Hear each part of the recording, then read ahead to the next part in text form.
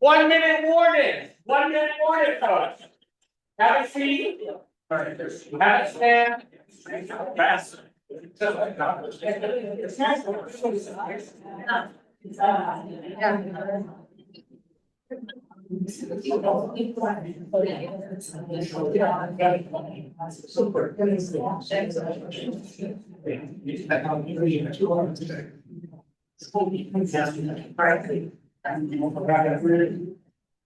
That's about it. I like it. People get quiet. I like that. Schwer zu seiner Yid. Yes, it is hard to be a Jew. Both Rabbi Frankel and I opened our high holy sermons. We did not coordinate with that key catchphrase. Hers was from her father. Mine was from my medieval Jewish thought professor at HUC, Dr. Leonard Kravitz, Shalom. We referenced really describing the existential dilemma that we feel and daily face with a Jewish world often so fractured, and Israel living maybe in October 9th, maybe in October 8th perspective and daily struggle. As we see life through the prism of the present, how do we manage to navigate and be who we are as Jews, who we must? There is no other person I think we would rather have to help guide us, and I know Rabbi Frankel, a Hartman summer fellow with rabbis in Jerusalem, would agree, than our scholar this weekend.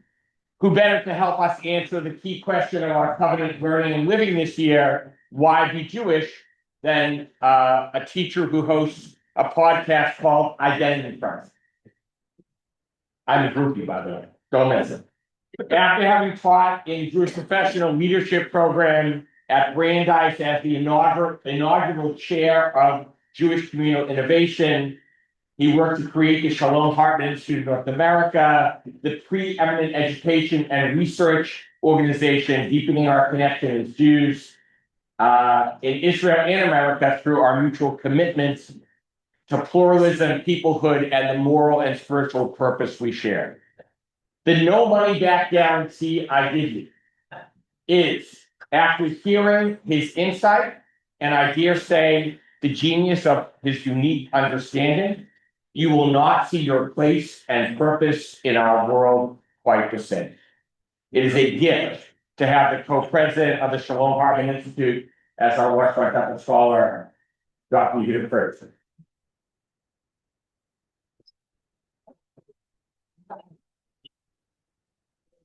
Okay, I was not a camp director, so can you hear me okay with the mic? Yeah. No.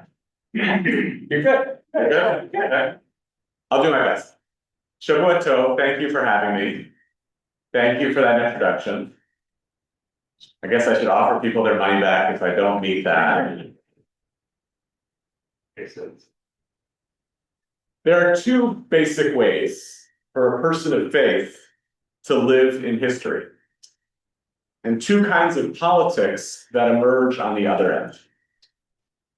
One way to live in history as a person of faith is through what we'll call an ethics of description, where a person looks around and asks, why did this happen to me?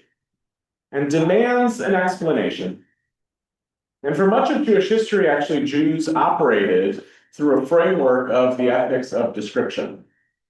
Terrible things happened to the Jewish people. Once in a while, good things happened to the Jewish people. And there was essentially one force operating in the world, which to most Jews dictated their understanding of how history operated in relationship to the Jewish people, which was God. God wants to do this to us, or God has perhaps abandoned us and led us to the vicissitudes of the world. Not that God wants us to be punished, but God doesn't necessarily want to intervene on our behalf. And therefore, our job is to do one of two things: to investigate why, to ask hard theological questions as to why these things happen to us vis-a-vis God, and more importantly, to ask, what did we do to bring this about? It's all over the liturgy of the high holidays, and We'll investigate our ways and our paths, Once we figure out what we did wrong, we will find a way to return to God, and that will potentially shape our history. This leads to two kinds of politics. Because politics are, of course, not merely praying, not merely acting theologically. I'm coming. I just want to be able to keep an eye on this. But politics are the decision of how we also act in the world relative to our own political conditions. And the two types of politics that usually emerge out of an ethics of description are a politics of escapism and a politics of fatalism. Fatalism is the acceptance that things will just happen to us regardless. And escapism sometimes finds a better term that we have in Jewish tradition called messianism. I'm going to dream of a scenario in which all of this will change. That's its own kind of politics, a politics of fantasy. Or oftentimes, politics for the Jewish people became an internal activity, less invested in the question of what we can do to change our reality and to change our story, but much more invested in the question of what can we do that's within the range and the realm of our particular control. Maybe a great example of this is the great line in Fiddler on the Roof. What's the prayer for the Tsar? Remember? That the Tsar stay far away from us, right? That's a fatalist and an escapist orientation towards politics. I'm not going to send somebody to lobby in the Tsar's court, although sometimes Jews did that to try to find a way to at least nudge in the right direction. But even that, and especially simply praying that the Tsar stays far away from us, both of those are efforts that betray a basic lack of power at our disposal, a fundamental condition of powerlessness in the world, as well as these theological commitments, right? Believing that ultimately the decision-making around our fate in the world is not being shaped by us, but shaped by God. And it dictates a very particular kind of politics. I think it's fair to say that the 20th century, for most Jews, erased the ethics of description in terms of our willingness to try to understand the question of why bad things were happening to us. And there were two great forces for the Jewish people in the 20th century that pushed against these ethics of description, that stopped asking the question, why are these things happening to us? And instead trying something different. And those two great forces were first the rise of Zionism, the decision by Jews, counterculturally, counterfactually, in many ways counter to the Jewish tradition, to simply take our political fates into our own hands, to say we are done with the story of having our political fates dictated for us. I don't care about the question of why God created anti-Semitism. I don't care to ask the question why these things happen to us, but I'm just, quote from the different movie, Network, 1975, I'm mad as hell and I'm not going to take it anymore. In many ways, that's kind of one of the anchoring ideas of Zionism. You find it in the writings of Pinsker, one of the earliest thinkers about political Zionism, and it gets ripped off 20 years later by Zionism's great marketer, Theodor Herzl, but it originates with Pinsker, who says, it doesn't matter why we have found ourselves in this position theologically. We refuse to let this be the shaping narrative that guides Jewish history, and we're going to fight against it. And by the way, ultra-Orthodox Jews resisted Zionism precisely because if you believe that ultimately the fate of the Jews and their political story is tied in with what the Jews do, then they said, no, you can't do that. You can't fight against the fatalism of history. And the more you do that, you anger God, you betray the covenant, and you make things even worse for us. Best thing to do in a world of an ethics of description is pray harder and really try hard not to rock the boat. Right? It's bad now, but oh boy, can it get worse. But the second force that really eradicated the ethics of description from guiding Jewish politics in the 20th century was, of course, the Holocaust. When you reach the lowest point in the Jewish people's history, and it became almost untenable, theologically and politically, for Jews to continue to believe that God was doing this to us. Certainly many Jews do believe this. But to the vast majority of world Jewry after the Shoah, especially liberal-leaning Jews, it became untenable, obnoxious. What are you going to say to survivors? God did that to you? You did something wrong? It becomes untenable to walk through the world thinking that Jewish politics are guided based entirely on a theological covenant that more and more Jews simply don't believe in. And think about the other problem that emerges in the middle of the 20th century. The Holocaust ends in 1945. The State of Israel is created in 1948. If I want to attach God's relevance to one of those stories, it kind of seems like I have to attach God's relevance to both of those stories. It's very hard to walk around and say, the reason we have a State of Israel is because God intervened on our behalf, and admit when you say that God refused to intervene on our behalf 3 years prior. And the easier theological claim to actually say is, I guess I don't know what God's role is in this story, and I will stop interrogating that question. And so the different way for Jews to walk through history in relationship to Israel, in relationship to history, is not through an ethics of description, but what we might call an ethics of response. I don't know why these things happen to me. I am powerless to change them from the perspective of them being things that happen to me. I am much more invested in the question of who am I supposed to be in this moment, and what are the areas of control that I might be able to exercise in order to guide my response to a world that I don't have full control of. By the middle of the 20th century, and the Judaism that we have largely inherited became far less interested in the ethics of description.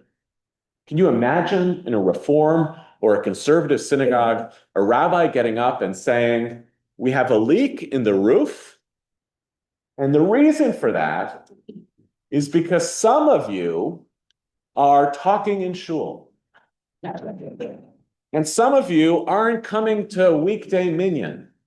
It's unthinkable in our world.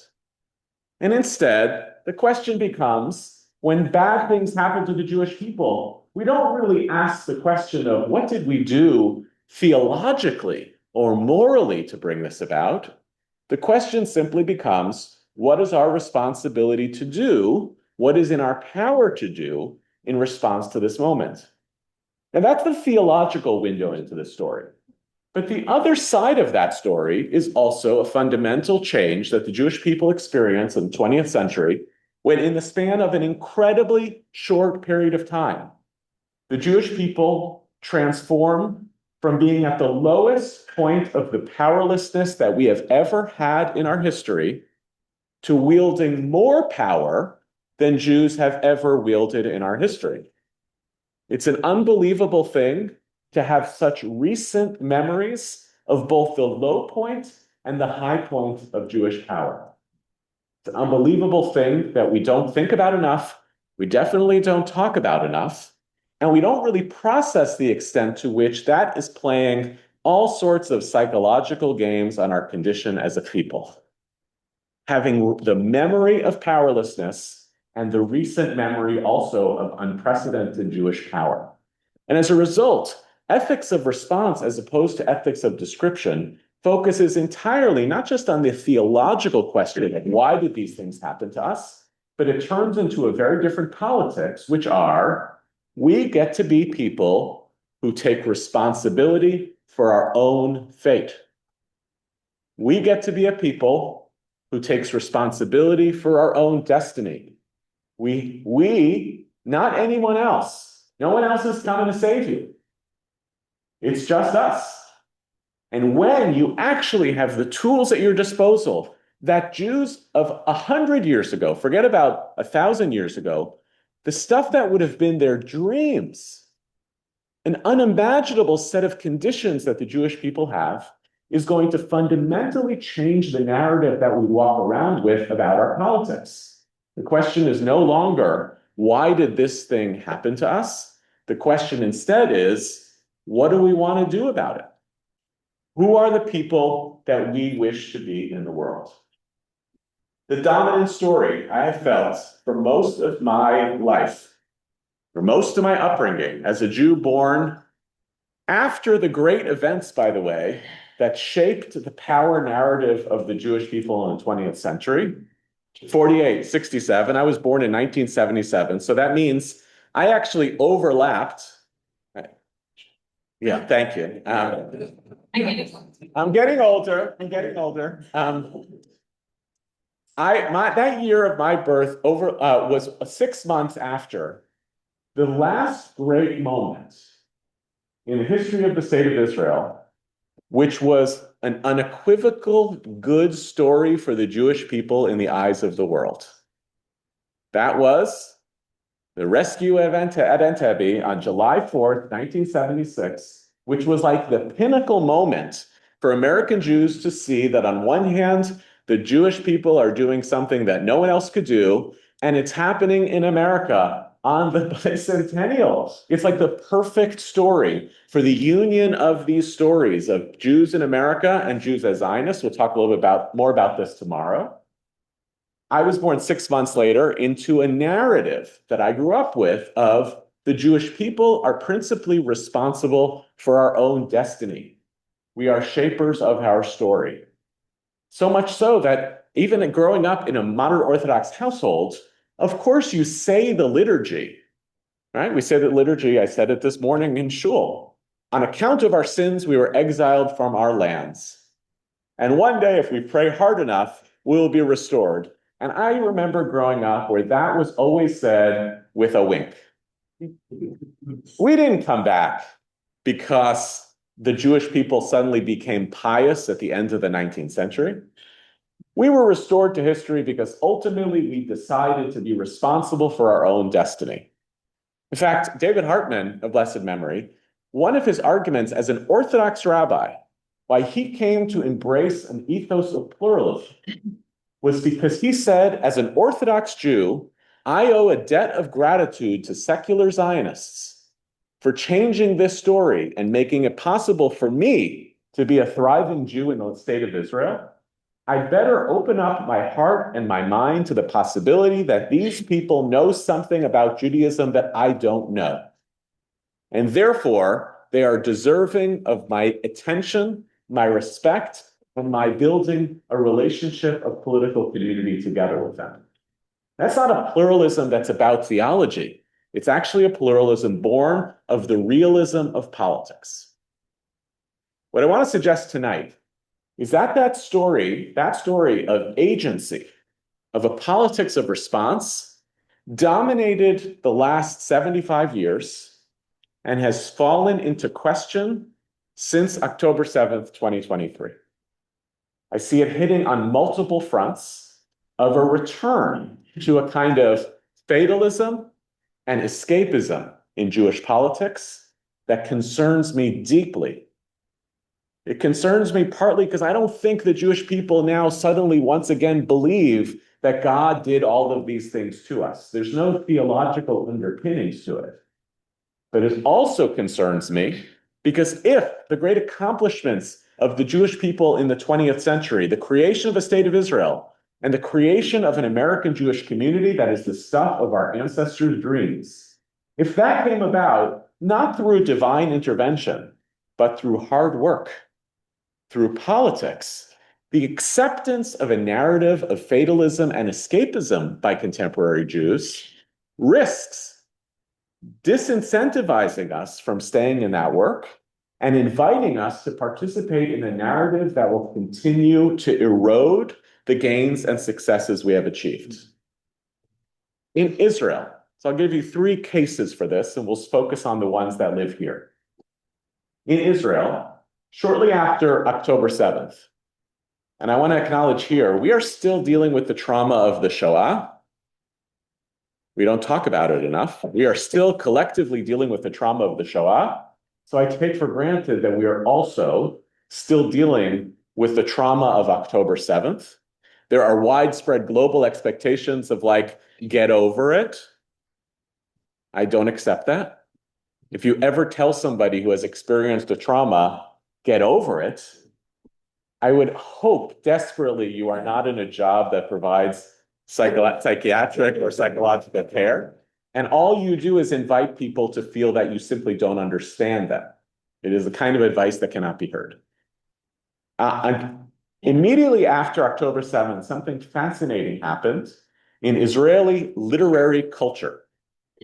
One of the things that happened was the great return into Israeli public discourse. People were talking about it all the time. There were readings of it on the radio, of an essential poem written by Chaim Nachman Bialik, one of the great literary kind of ancestors of modern Zionism, a poem called Ir HaHariga, the City of Slaughter. Some of you know the City of Slaughter by Bialik. You saw it come back. You see it making a comeback in Israel and as well as the American Jewish community. The City of Slaughter was a poem written by Bialik in response to the Kishinev pogrom that took place in 1904. The Kishinev pogrom is widely understood to have been one of the incidents that helped shift Jewish public narratives about Zionism. Zionism was a very, very unpopular idea, first in Europe. People were like, that's a crazy idea. It'll never work. It'll get us into more trouble. Don't rock the boat. Don't make too much noise. It was a movement of radical and utopian and idealistic young people, and was broadly derided by people in positions of authority. The pogrom at Kishinev was a difference maker. By the way, how many people were killed at the pogrom of Kishinev, the great pogrom that is considered one of the incidents that led the Jewish people to shift towards Zionism? Any guesses? Around 52. It's imagined, in Jewish cultural memory, it's imagined to have been massive. It was 52 people. Bialik writes an extraordinary poem, something in that vicinity. Bialik writes an extraordinary poem that actually, to the extent possible, goes viral in the early part of the 20th century among Jews. A beautiful piece of Hebrew poetry in which, there's no better way to say it, he kind of victim shames the victims of Kishinev. He says, unlike the Maccabees of old, who stood up against those who were coming to kill them, they cowered in corners. Right? The Jews just simply tried to hide and escape. Bialik coins the term that ultimately gets used derogatorily about victims of the Shoah. He coins the term, they went like sheep to the slaughter. It didn't originate with the Holocaust, it originates with Bialik on Kishinev. And that's one of those moments in which what you hear happening is that the Jewish people are starting to say, we don't accept this story anymore. We need some sort of political alternative of agency, of at least the dignity of fighting back. Forget about building our own state, at least we'll fight back. And remember I said Pinsker before.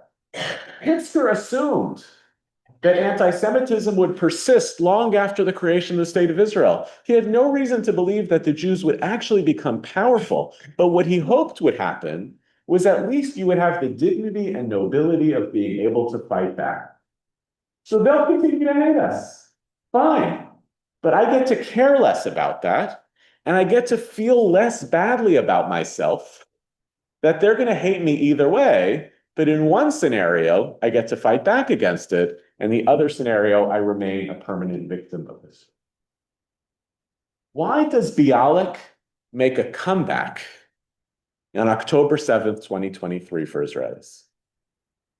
And I found this incredibly alarming because it was almost like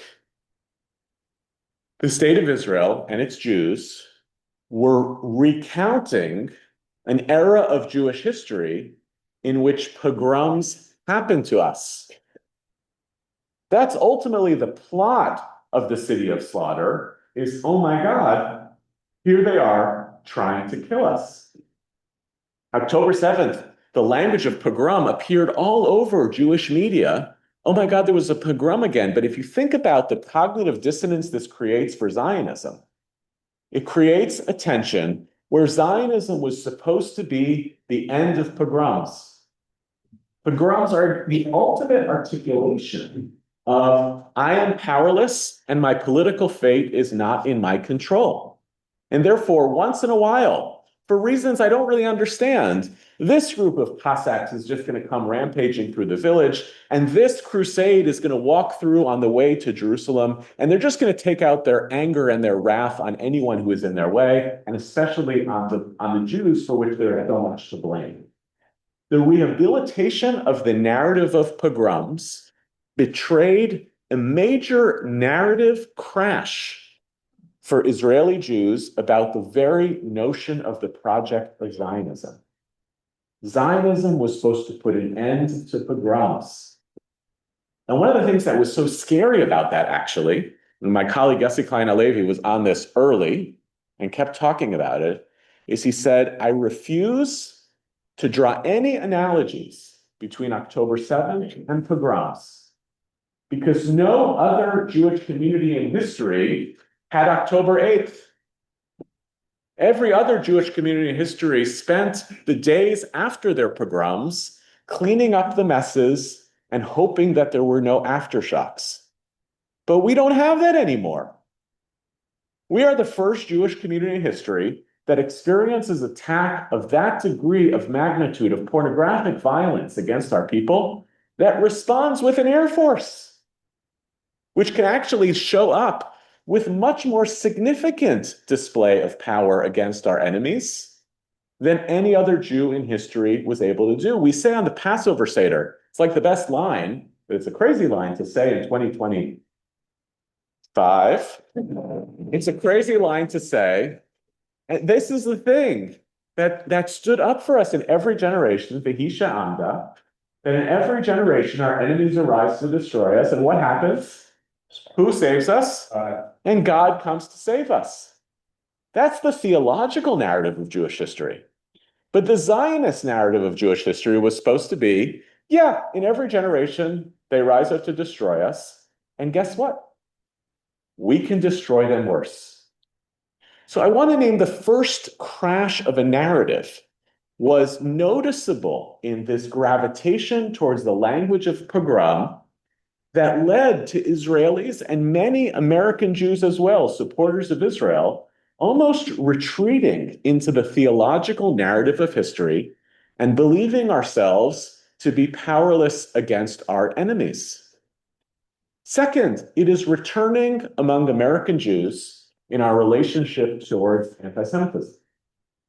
The same thing appears to be happening. Oh, have you ever heard this phrase? Anti-Semitism is a mutating virus for which there is no cure. People talk about anti-Semitism through epidemiological metaphors all the time. It is a virus. And part of the reason people are attracted to that is, number one, because it takes away correctly that anti-Semitism is not a problem that Jews created, right? It is something that is beyond us. I wonder whether it's, by the way, it's a problem for Jews to solve, but that's for another discussion. It takes that away from us, and it makes it mysterious and almost theological. At the Eichmann trial, Gideon Hausner, who was the prosecutor of Eichmann in Jerusalem, said an incredible thing. He pointed at Eichmann, and he said to him, you are the embodiment of a metaphysical principle that extends back to Pharaoh and to Haman and finds expression in you today. Think about how wild that is. It's not, you are a particular enemy of my people at this point in history.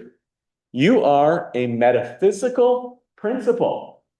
You are something put in the world by God that I stand in opposition with. So Hausner was able to lecture at him, point at him, because ultimately Hausner was able to kill him. But it reminds us that anti-Semitism invites in us often a retreat towards some notion of who we are in history that makes us powerless to fight against it.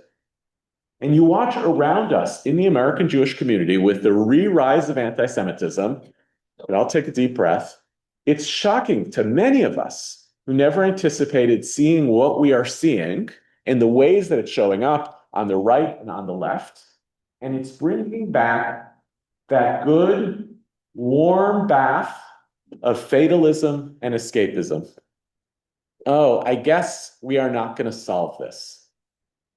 Number of thinkers about anti-Semitism is a place where I deeply disagree with them. They'll end their lectures on anti-Semitism by saying, ultimately, we should just live good Jewish lives. Joy rather than oi. You heard that one before? More joy, less oi. I find that a little bit fatalist. It's not we need to change our politics to defeat this. It's we need to accept that people are going to hate us and try to kill us, but we should, in the meantime, have a good Kiddush. If you gotta we gotta think very carefully about the ways that October 7th and its aftershocks in America and in the rise of global anti-Semitism is reminding us of a very different way to live in the world and a very different orientation towards our politics. I want to consider, though, some of the more direct ramifications for how we think about our communities here in North America that are not about our enemies, but about ourselves and about our choices. And I want to point to two big challenges that have emerged in the American Jewish community since October 7th that are feature of what it means for us to be Jewish communities and Zionist communities that I want to argue we have to get in front of and stop allowing them to shape us more than we are capable of shaping them. Two big trends. The first one was that for the last 40 years of American Jewish life, American Jews became committed beautifully to the idea that our Jewish communities should be big tents, open on all sides, like the tent of Abraham and Sarah, which you remember is open on all sides to visitors. They become the paradigms for hospitality and welcoming in of strangers. And is also described in the Midrash as the tent of Job, the great mourner of Jewish history, whose tent was open on all sides so that people could come in and offer him comfort, and so that he could feed them in turn. The idea of setting out rugelach at a shiva house is very old. Shiva houses have always been places to feed the vulnerable. Actually, I saw the most beautiful expression of this was at my first cousin is the head of a Haredi ultra-Orthodox yeshiva in Jerusalem. He's got a lot of children, now a lot of grandchildren. We were at one of the weddings for his children in a part of Jerusalem called Geula, a strong ultra-Orthodox stronghold. And it's at a wedding hall that is a building that has like 4 floors of wedding halls. And it's kind of running at all times, right? It's like a 24-hour wedding facility. You think Vegas does that well? These guys do it really well. One of the most amazing things, though, was the wedding ceremony, and the party was taking place on this floor.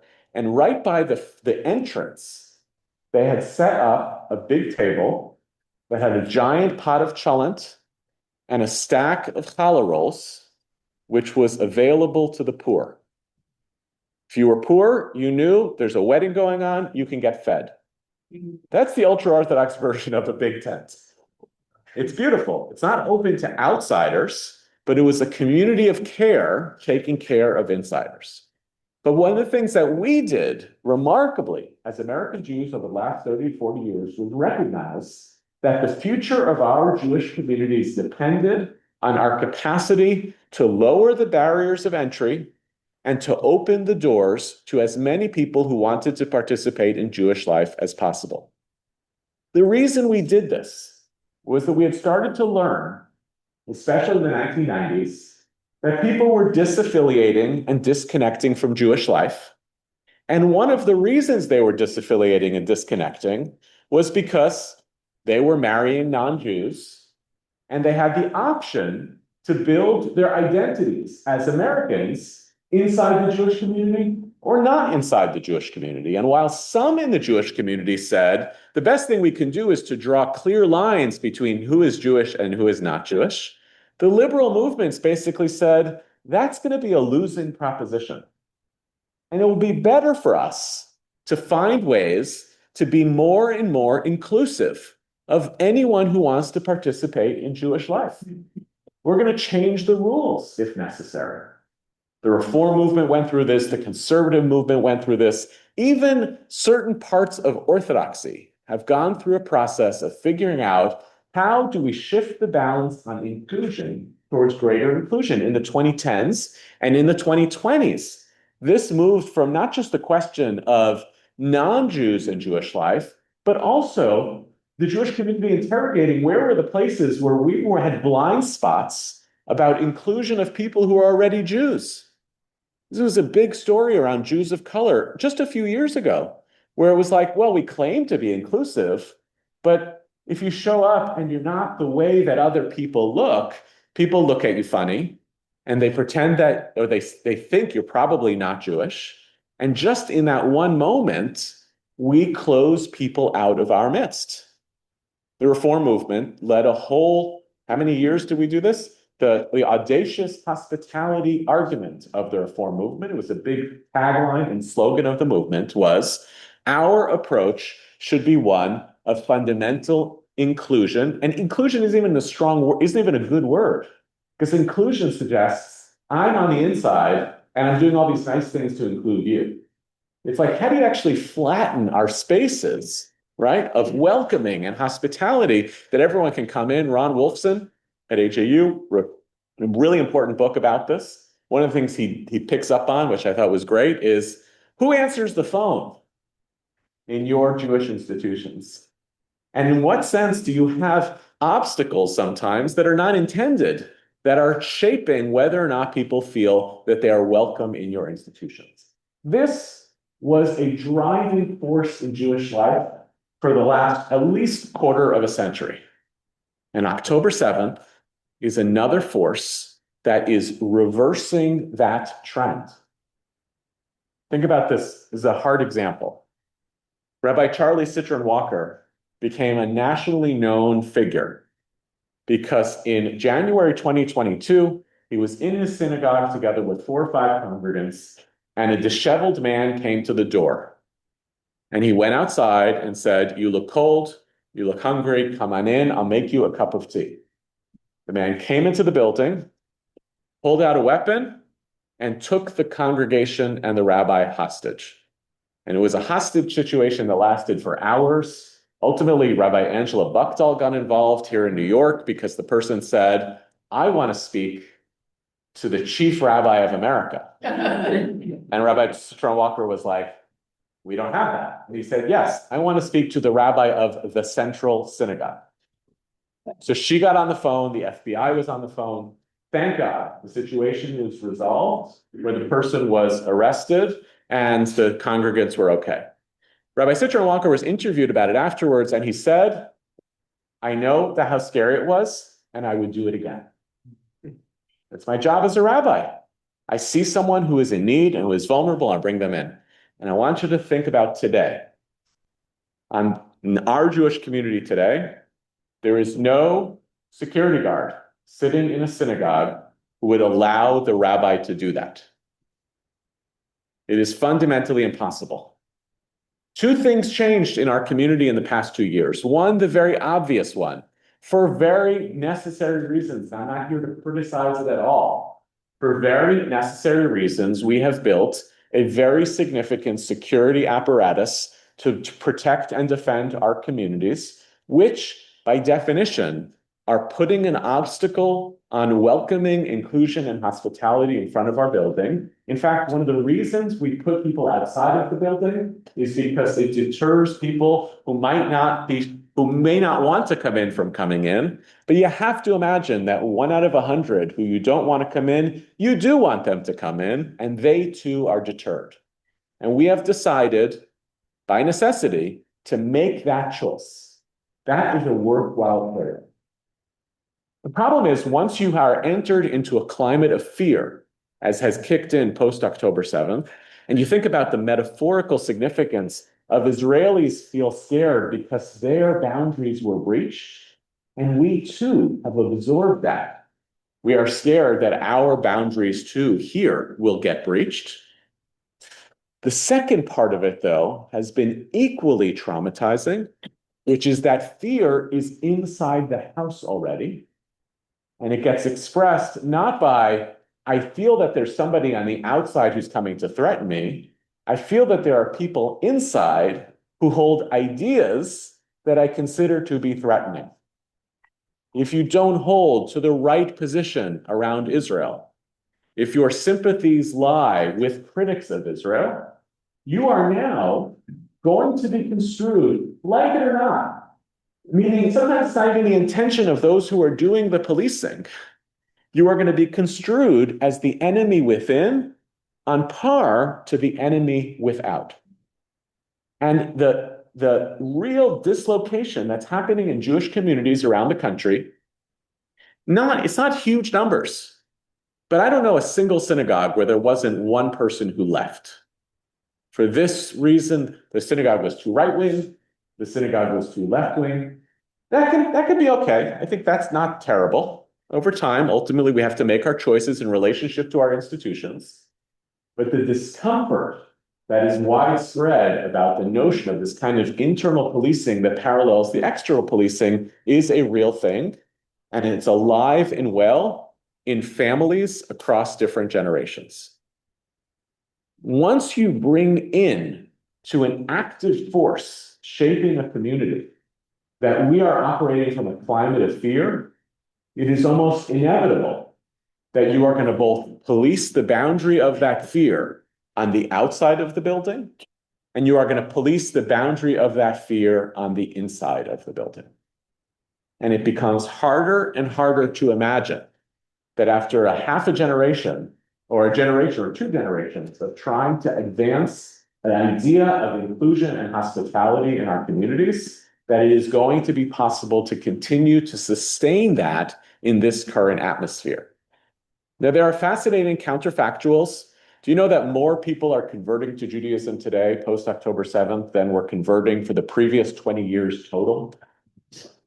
People do want in, but there are people who want in, and there are people who want out, and this is an unstable conversation. When I speak to rabbis, which I do pretty much every day, I know of congregations that have had to increase their security budget by $1 million. I remember going to the Milwaukee Federation in like spring of 2024. It's a living.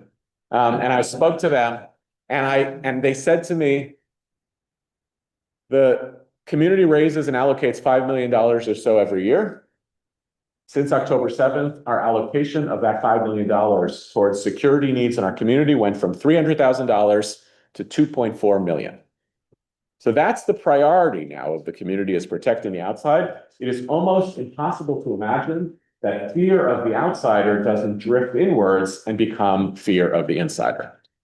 The second force that's underway in our communities as well is not about security and it's not about safety, but it's the question of agency as relates to our viewpoint of what Zionism is and what it is supposed to be. The overwhelming majority of American Jews for the last 50 years have operated in some framework that we might call liberal Zionism. Liberal Zionism means I support the legitimacy of the state of Israel as the nation state of the Jewish people, and I aspire for it to live up to what it could be for the whole Jewish people as a paragon of the interweaving of Judaism and democracy. Those are the commitments of liberal Jews. The good thing about that is that it lines up with so many of our other commitments. We don't walk around in America and say, my attitudes about the American government are totally different from my Jewish values, which are infused with liberalism. I want to feel holistic. I want to believe that the places that I live in and the places that I'm passionate about, whether it's my home or my homeland are places in which my values get played out by the aspirations of the country itself. Now, most of us, if you're past a certain age, you're going to stick with Israel regardless of how often it fails you. That's the basic truth. You're going to be angry sometimes at the Israeli government. You're going to feel disrespected often when you go to Israel and realize that it's one of the few places in the world where, as a Reform Jew, as a conservative Jew, you're not taken seriously as a Jew. You're going to be angry about it, but then you're going to go back again. Because you're in some ways captive. Good news, bad news. It's captured your hearts, but you will be relentless in your passion that Israel live up to the best of what it's supposed to do. This has become harder and harder for a position for Jews to take post October 7th because the space in which to hold that viewpoint is also narrowing. It has become uncomfortable for many liberal Jews to articulate that thing that bubbles up of, I think this war was legitimate, but I don't think it was fought in exactly the ways I think it should have been fought.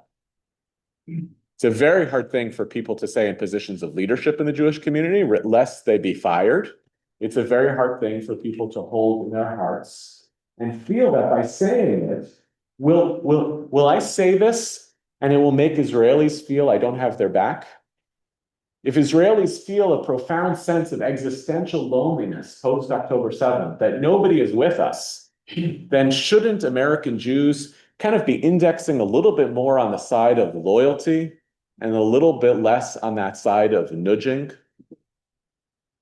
We wonder whether those people who hold hawkish politics about Israel and its security needs, where you know that when you support those hawkish politics on Israel and security needs, you're kind of suppressing or tamping down the politics you want about Israel's domestic changes. And since so many American Jews who were already supporters of Israel became more hawkish about Israel's military decision-making and therefore less capable of paying attention to all of the domestic challenges at the same time, and we start to wonder whether this balance between our liberal commitments and our support to Zionism is actually going to be able to sustain us, whether it's going to make it work. And needless to say, there are plenty in our Jewish communities who feel increasingly that that balance doesn't hold. So either I should stop talking about my liberal values and just be a Zionist. I've heard this about our institution.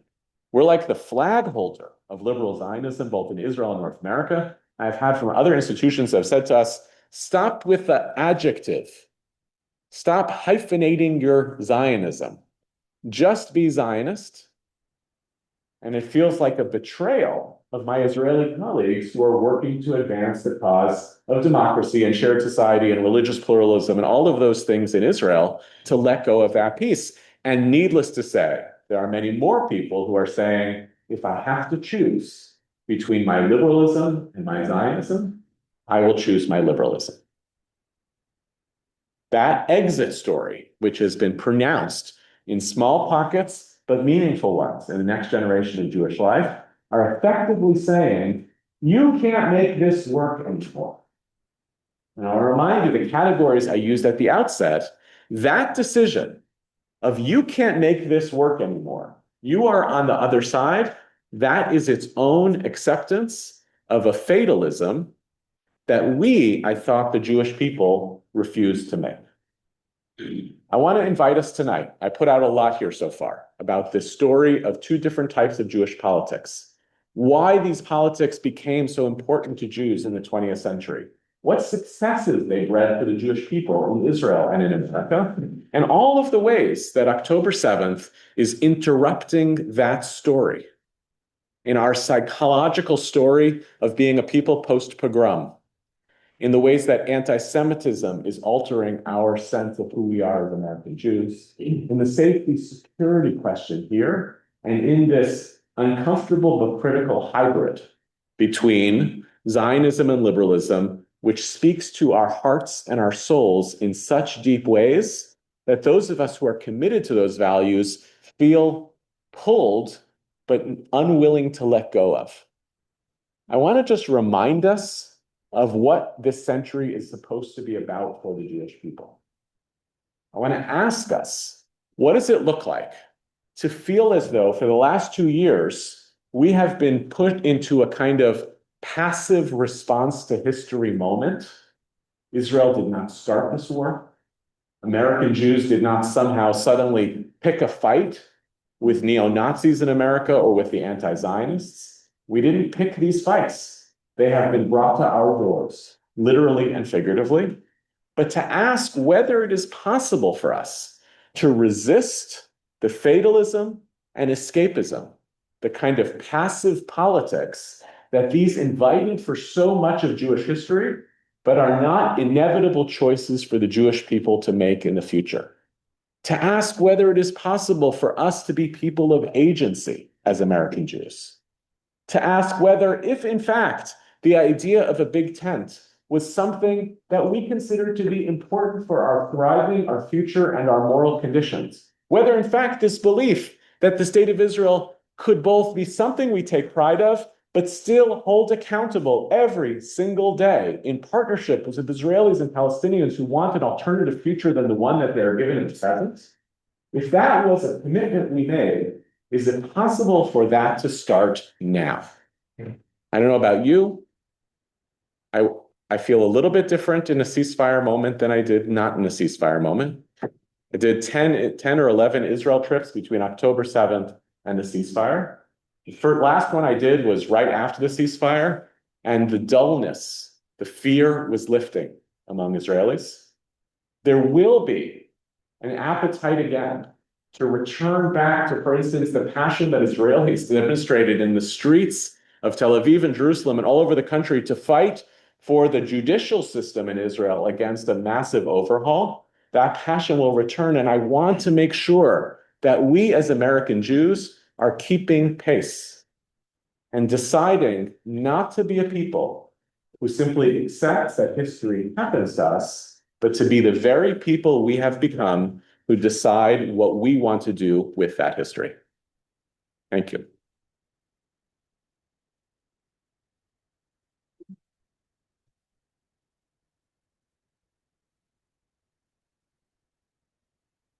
So Yehuda is glad to take, a number of questions. We have till midnight, so we're fine. First of all, I just want to say, our member is Larry Hartman. Yeah. So Larry Hartman is our teacher, of course, along together with Ron Wolfson, Synagogue 2000. Yeah, you're in it. And no, but I just want to make a parallel, which I hope you've heard before, which is that when Larry Hoffman talks about liturgy, rite, ritual, worship, he takes such a systemic view that he integrates things that I've never possibly thought go together. You do the same thing. Thank you. In a way that is so like, whoa. So everybody, I hope you were thinking a lot and integrating everything that Yehuda Kurtzer said. Questions about his presentation or something he brought up that stirs something in you? Yeah.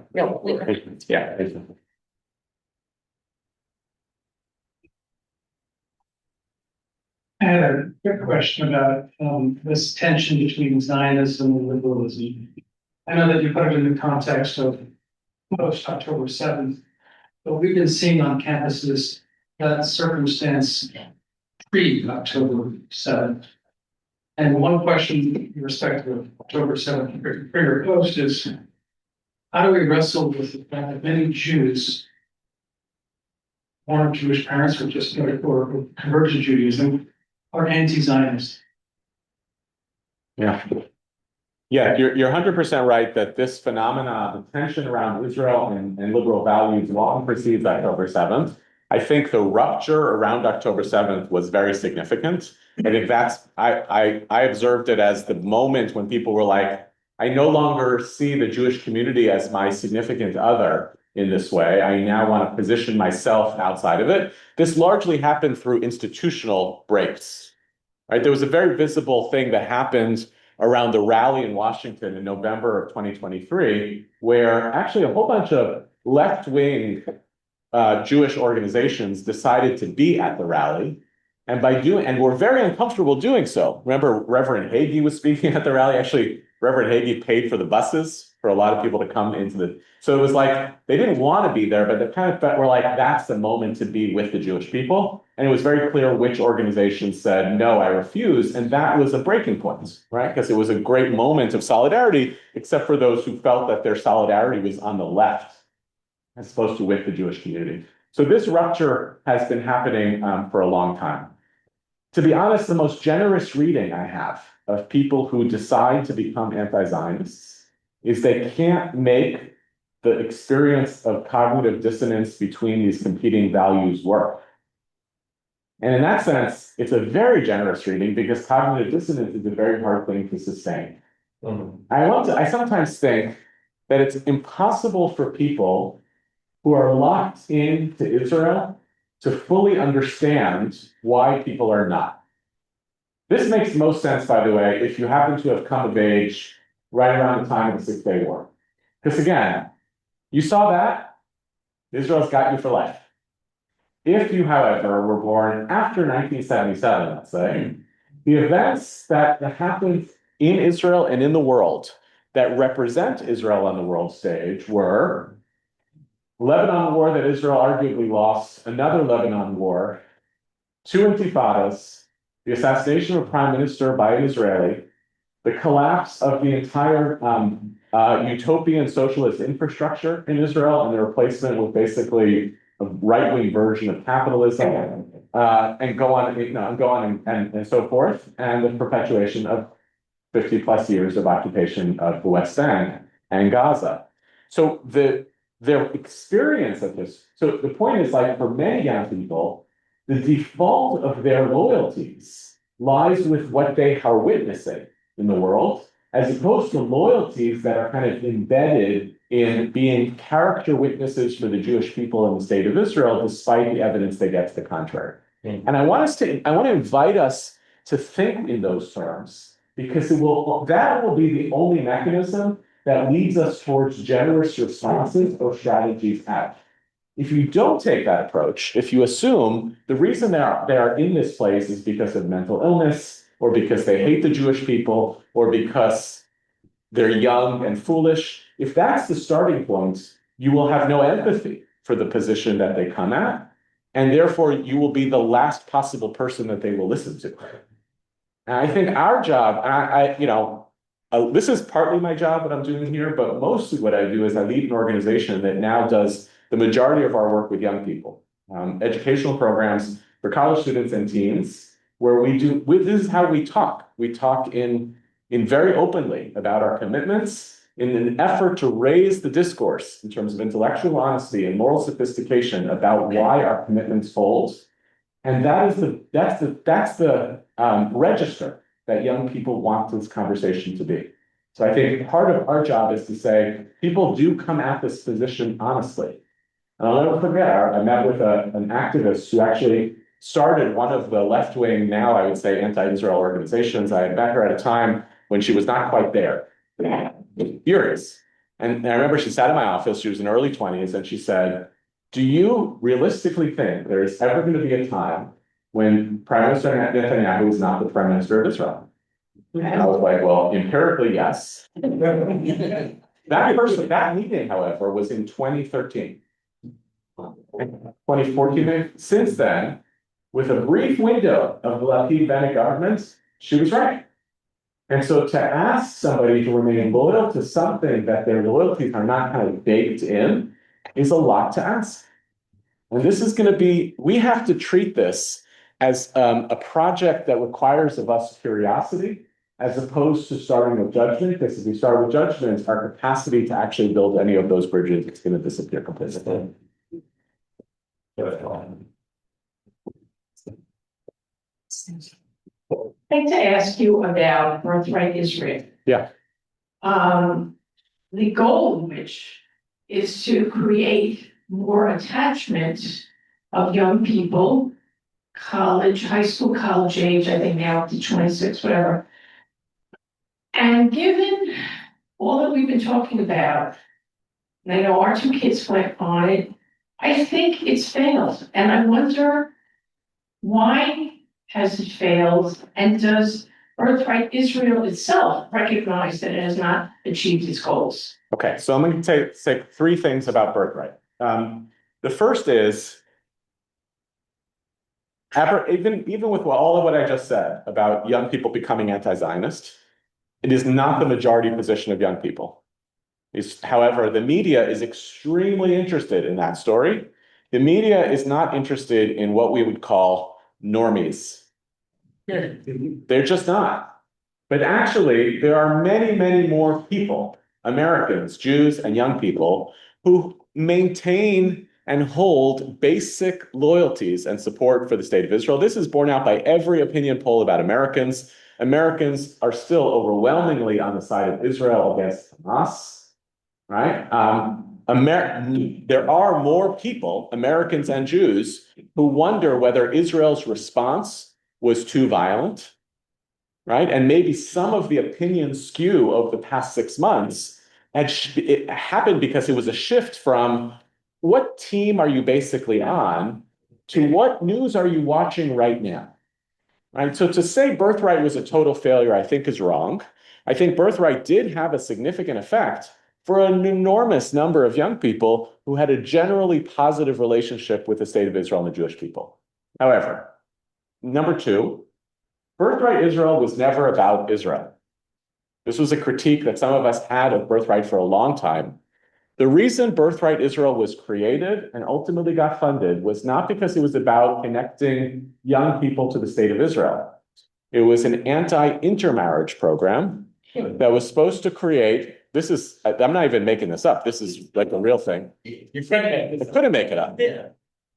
Birthright was intended to cultivate an affective relationship between Jews and other Jews, to incline them to feel connected to the Jewish people and therefore to want to build Jewish families. It was not, by the way, this is amazing. They did 2 studies in the early years of Birthright. The first was, does Birthright make Jews do anything differently Jewishly? Light Shabbos candles, go to synagogue, flatline, 0. They were like, that study doesn't help us. They did a second study. The second study was, did Birthright change people's feelings about wanting to marry Jews? And they saw it went up. That's the study that then unlocked the very significant philanthropic dollars that came from the Jewish community to make it happen. The reason that's important is because in some ways, I don't blame Birthright for the fact that somebody may have gone on Birthright and still has bad feelings about the state of Israel. It never was their goal. And it's very clear that from the curriculum of the program, they never engaged the serious questions about Israel in any sort of real way, feeling that that would get in the way of people having positive feelings about the Jewish people based on their experience of the buses. They are starting to address that and recognize that may be necessary, but not sufficient. They may need to do more in the context of the educational work of the program to invite people into why believing in Israel is a meaningful thing, and to do so despite the fact that they're going to see things in Israel that they don't like. I can share with you, we this year for the first time got the contract at Hartman to run the educational training for the madrichin, for the counselors on Birthright. And it's a little bit of an earthquake in the field of Israel education because they know that we're not going to teach them Israel as floating in the Dead Sea. That's not what we want to teach. We want to actually teach about democracy and Israel's challenges in a way that will make people feel that they are obligated to those challenges as opposed to distant. The last short thing I'll say on Birthright, and this informs a lot of what's happening on college campuses today, but it's an undertold story. If you are a college student, or maybe even 24 years old, you had 2 years taken away for the pandemic, and you had 2 years of travel to Israel taken away because of the war, which means it's very possible that exactly at those moments when you would have done your Israel trip, you did not have it. That is like a quarter of a generation, right? Of 5, 6 years of kids who just did not have their teen trip, did not have their college trip, did not have their birthright trip. And so actually the answer to that question might be, what does birthright need to do now to backfill, right? All of this stuff that happened at a critical developmental point that deprived people of their travel to Israel. Go ahead. You mentioned earlier about going from, in the beginning of your talk, you mentioned that transitioning from powerlessness to power. Would you talk about the difficulties of the psychological as well as the actual physical difficulties of transforming oneself to be comfortable knowing how to use power and how that plays into the Israeli dilemma and our dilemma? Look, this question to me has been for half a century the defining dilemma of modern Zionism, which is the Jewish people knew how to become moral in a period of our own powerlessness. Like how much time you got? It's literally every synagogue library. The Talmud, the Mishnah, Maimonides, all of this stuff was the literature of the Jewish people that fantasized about power but didn't have it, and therefore was able to characterize itself as basically morally pristine. The only person who we really know who raised this question as a rhetorical question in the Middle Ages was Rabbi Yehuda Halevi, who wrote an apologetic work called the Kuzari, where he imagines a dialogue between himself and the king of the Khazars, who asks him all these questions about Judaism. Now, the premise of an apologetic is that you're writing a defense of your tradition against an imaginary opponent. Therefore, you should be able to answer all the questions, right? It's an imaginary opponent and you're defending your position. But Halevi does something incredible, which is in the context of an apologetic, he stumps himself. Because the king says to him, you Jews are so good. You're so morally pristine. And you know why? It's because you've never ruled over anyone else. But the minute you do, you're going to be as bad as everybody else. And he, the author of the book, says, I was silent. Because who knows? In many ways, the test of Zionism was, can the Jewish people take all of this great stuff off all of our bookshelf? Can we enter into history? And can we maintain our moral convictions about ourselves and the world? And you know what the answer is to that? The jury's out. Now, I personally, as a Zionist, I would say I am more proud of how the state of Israel exercises power on behalf of the Jewish people than I am ashamed. We exist because the Jewish people have power. I don't want to be ashamed of power anymore. I don't buy it. The moral narrative that's emerged in the West that if you're powerful, you're immoral is wrong. That was an idea that was introduced by Christianity that Christianity never held itself accountable to. Show me medieval Christians who genuinely took seriously to turn, if you're struck by somebody, give them the other cheek also. It was a position that was imputed to the Jews. The Jews are supposed to embrace the powerless people of history. I broadly feel immensely proud that the state of Israel has achieved the place of power that it has achieved. However, it's reasonable to say that the question of whether that moral discourse, which many of us as Jews take such pride in as being a feature of our Judaism, whether that will actually be a defining feature of what the state of Israel wants to take for itself, or will the kind of secular argument of Jewish history, which doesn't care about the moral narrative of the Jewish people, actually wins out. And one of the ways you see this is when people say things like, oh, you think the state of Israel is immoral? It's actually the most moral army in the world. To which I say, what is this, kindergarten? Right? Is that what we're doing? Is competition? And how do you evaluate what's the moral army in the world? It's very silly. When somebody says to you, are you holding yourselves morally accountable? Your answer should be, let me show you how I am. It shouldn't be saying that any of this criticism is unfounded. I think we're in a very tricky time around this, partly because many of the people who think that the state of Israel acts immorally are themselves bad actors, right? We are also living through a very difficult time because it's very hard to know what is actually happening in the middle of a war. So famously, right, the first time when Israel was said to have hit the Shifa hospital, this was 2 weeks into the war, and when they did, it turned international attention away from Israel, its support from Israel, and it became very clear within 48 hours that it was actually a rocket fired by Islamic Jihad that hit the hospital, but it almost didn't matter at that point because this became a morality story about the fundamental legitimacy of Jewish power versus its illegitimacy. I want us to generate the kind of I want to just say there's going to be two different things. There's going to be like a public narrative thing that the state of Israel has to work out with the world, and I hope that goes well. There's a second thing that has to happen, which is an internal conversation that we, the Jewish people, should have about being accountable, not to what other people think of us, but to we think highly of ourselves. And that one is a piece that we should just not be defensive about. We should be a people that is able to say, we trust each other to love one another and to be part of the same collective. And with that comes a discourse of accountability. And I still feel that's going to be the essential challenge Zionism has. Last thing I'll say is, as dangerous as all of this is, it's very, very dangerous for a people with power to become convinced it's powerless. That's the most dangerous possible scenario. It's very dangerous for people that has power to become convinced that it's powerless. Because then you'll allow yourselves to do whatever the hell you want. So part of maturity of the people with power is to know that you have it and to fight these as two front wars, our legitimacy in the eyes of others and our moral legitimacy in the eyes of ourselves. We have so many other questions. I don't know what you're doing tomorrow at 10 o'clock, but you can not only get a bagel with lots and a schmear, but hear Dr. Yehuda Kurtzer talking about the American Jewish Project.